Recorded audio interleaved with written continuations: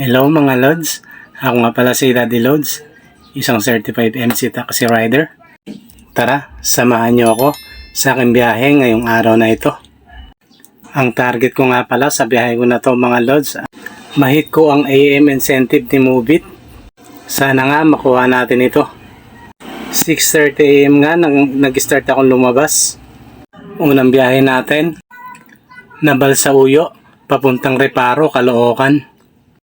Pagka-pick up ko nga dito kay ma'am ay inabot ko na sa kanya ang shower cap at ang helmet niya.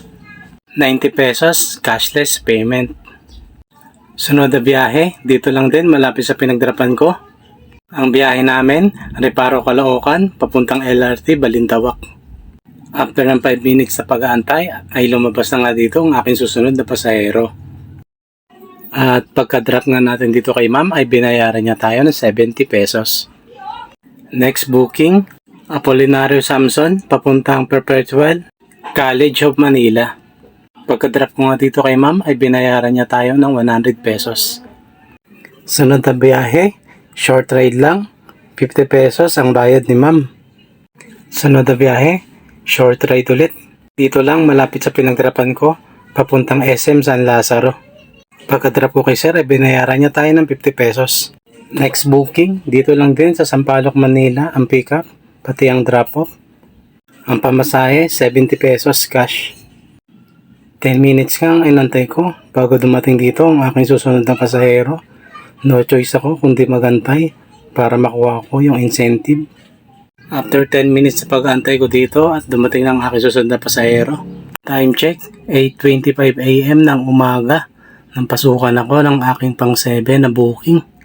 Ang biyahe namin, Sampaloc, Manila, papuntang Pinyahan, Diliman, Quezon City.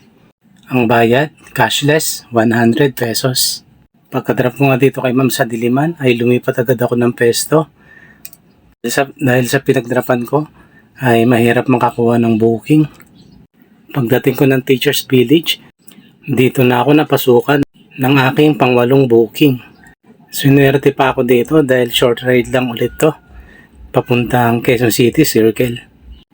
6 minutes lang ang biyahe papuntang drop-off location. Pagka-drop ko nga dito kay sir ay exactly 9:05 AM. Umalis na agad ako dito kasi alam ko bibihira lang ang booking at lumipat ako ng ibang pwesto para mapasukan na ako ng aking pang 9 na booking. Sinuwerte ulit ako dito dahil pagpasok ng Visayas Avenue ay napasukan ulit ako ng panibagong booking. Ang biyahe namin dito lang din sa Visayas Avenue papuntang Diliman, Quezon City. Pagka-drop ko nga dito kay ma'am ay napasukan tayo ng ating pang 10 na booking. At dito nga medyo kalmado na lang tayo dahil nakasampung biyahe na tayo. So ang ibig sabihin nun meron na tayong 320 incentive bonus galing kay Moovit. Ang aming biyahe dito sa May Diliman, Quezon City papuntang Santo Domingo Church, Quezon City. 19 minutes nga pala ang biyahe namin papunta dun sa drop-off. Kaya ang pagdating ko ron ay 9:45 AM na. Pagdating ko nga sa drop-off location namin, ramdam ko na hindi ko mai-hit yung 12 rides na 450 pesos na incentive. Dahil nga pang 11 na biyahe ko ay puro long ride na ang pumapasok. Pero okay lang yon dahil ang importante kumita pa rin ako. From 6:30 AM na paglabas ko hanggang 10 AM ay naka 11 rides tayo at kumita tayo ng 700 pesos at nakakuha tayo ng incentive na 320 pesos. Naka 1,000 plus din tayo sa loob ng 4 hours.